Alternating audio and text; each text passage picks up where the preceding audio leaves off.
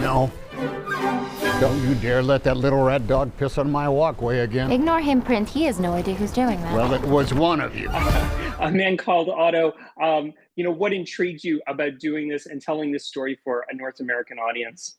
I recognize it right off the bat as being a human condition that is just as recognizable in America as it is actually in any culture. I think A Man Called Ova is a near perfect motion picture. So you might ask yourself, well, then why do another version of it? Is because there is an American, I think, sensibility to it that's just a little bit different. Like, for example, the difference between a Chevy and a Ford, it's a little different than a Volvo and a Saab because there's so many other choices. But the loss of the regularity towards Otto's life is the thing that got me. When Rita and I were watching the original, my wife Rita, who's the producer of the movie, she actually verbalized something that was going on inside my head, which was like, this is just like us.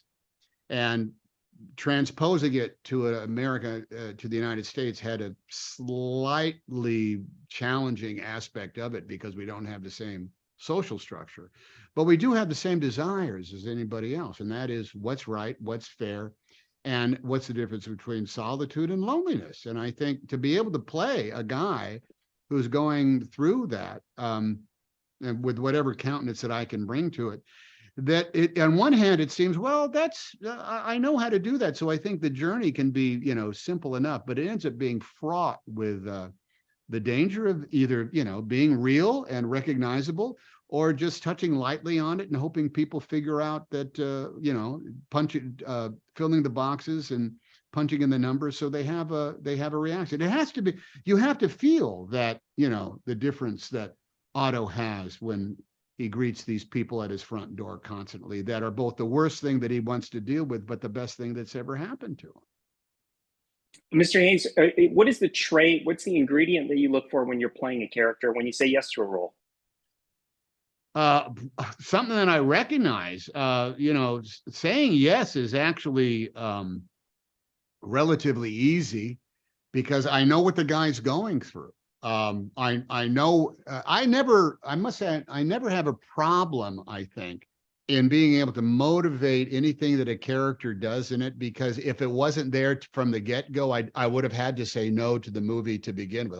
I don't get it. I don't understand the logic. I don't buy it. I think there's an artifice to it. But like A Man Called Otto, there wasn't a single moment in the course of doing it where I didn't think, oh, I know what's going on here. I know why he does this. I know why he shifts gears. I know what he's pissed off about. I know why he gets angry. I know why his breaks, like, for example, just the cat alone. I know why he develops some aspect of this cat, because he hates the cat. And then it turns out he realizes, well, no reason to hate the cat. And so that's actually why he comes to love the cat, because there's no reason to hate it after a while. Now, that sounds like a really odd, arcane thing, but I knew exactly where that journey was in order to get there. I didn't have to do anything beyond. I didn't have to fill in blanks that I didn't already fill in my head. I love the cat in the movie, by the way. We're big cat people in our household. Before I let you go, Mr. Hanks, I don't know the story, but my mom took us to see Splash when I was 9, and I've seen almost every single movie since then. What made you want to become an actor? Well, I didn't know that it was possible until I saw somebody doing it as a craft. I think I had no real knowledge of anything that I wanted to do. I just felt as though the creativity that went into it was something that was not like working at all. And I got lucky enough so that it came along. I'm not so sure when I actually became cognizant of that it was a living that one could make until I met other professional actors that sort of like ends up showing me the ropes. I don't know when it happened. I don't know how it happened, other than, I guess, back in high school or something like that, when you realize they put on these dramatics, these, and I just said, well, that looks a lot easier than running track, man. Let's go. This is school. You actually do get to do this in school. But this is so easy and fun. School's not supposed to be easy and fun. It's supposed to be a pain in the butt. So from that moment on, I guess I wanted to be an actor. You cannot use this road without a permit. Have a nice day, sir. You know, the other guys don't do this, the guys with the white trucks.